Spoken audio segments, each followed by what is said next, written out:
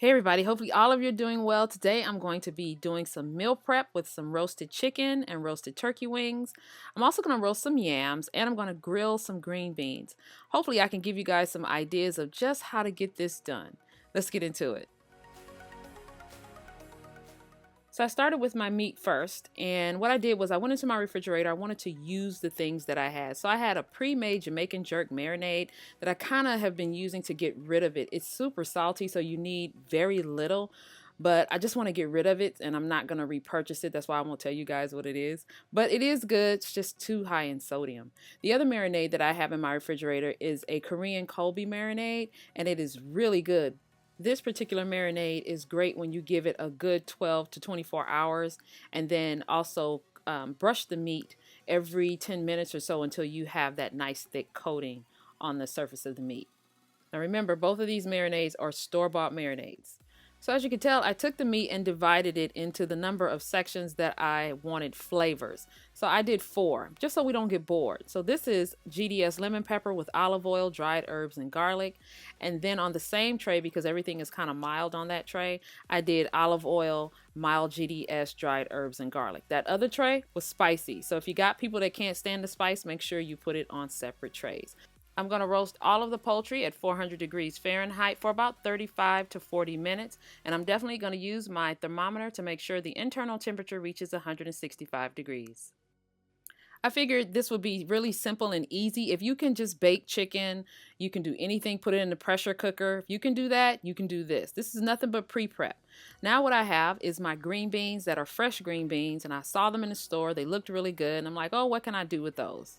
I still didn't know up until this point what I was going to do with them. I knew I had to wash them and trim them really good.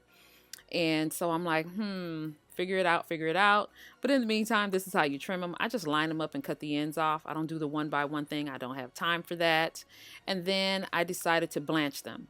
We've blanched vegetables before on this channel. That's basically you're taking the fresh vegetables and you're putting them in some boiling salted water for about 1 to 2 minutes. You take them out and put them in some ice water. That way you can stop the cooking process. I just made sure the water was really cold, and then I drained them. And I still didn't know what I wanted to do with them, but my chicken was ready by that time. And I said, well, let me move on to my sweet potatoes, my yams, and then I can figure it out in a minute. Basically, you guys are watching me freelance in the kitchen. That's kind of how it goes sometimes when you're making dinner. You go in the refrigerator and you see what you have, pull it out so you don't waste it. You really want to use the items that you have before you go to the store and purchase new, because that's how you lose food and you end up throwing it away. So I had some yams. I decided to cut those up in about 1-inch pieces. And I said, these are definitely going in the oven. My oven was still set to 400 from the chicken, and I knew exactly what I wanted to do with these.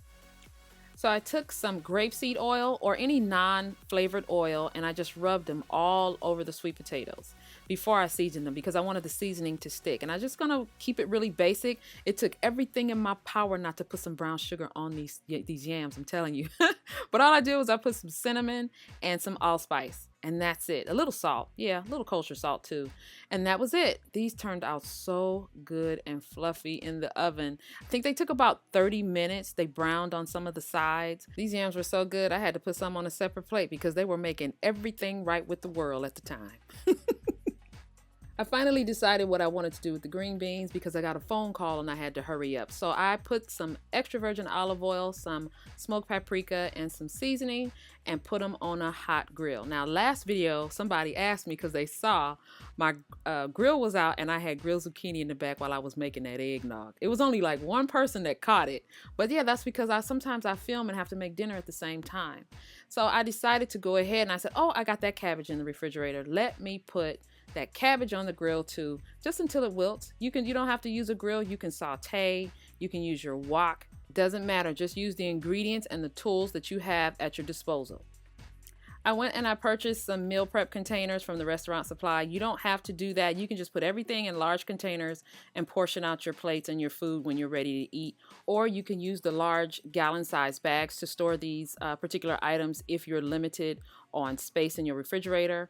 And because my mother watches my videos, I'm gonna tell y'all right now, use your Tupperware. She is going to kill me. That woman does not play when it comes to storage. Please give this video a big thumbs up if you like seeing videos like these. That way I can know to include them in some of the videos that we do together next year. Just before I go, I want to let you guys know I'm going to start doing viewer shoutouts. Now that means once you make one of my recipes and take a picture and send it to me, I'm going to ask you if I can give you a shout out. So my first one is Ariana Johnson, who made my red velvet cream cheese pound cake, and it turned out absolutely beautiful. Thank you so much, Ariana. Also, I have Danisha McMillan, who made the eggnog cake with the eggnog buttercream, and she did a fantastic job on that piping. Better than I did. Thank you guys so much for joining me. You know I appreciate it when you come cook with me and hang out. Don't forget this recipe and others can be found at gdseasoning.com. And I'll see you guys next time.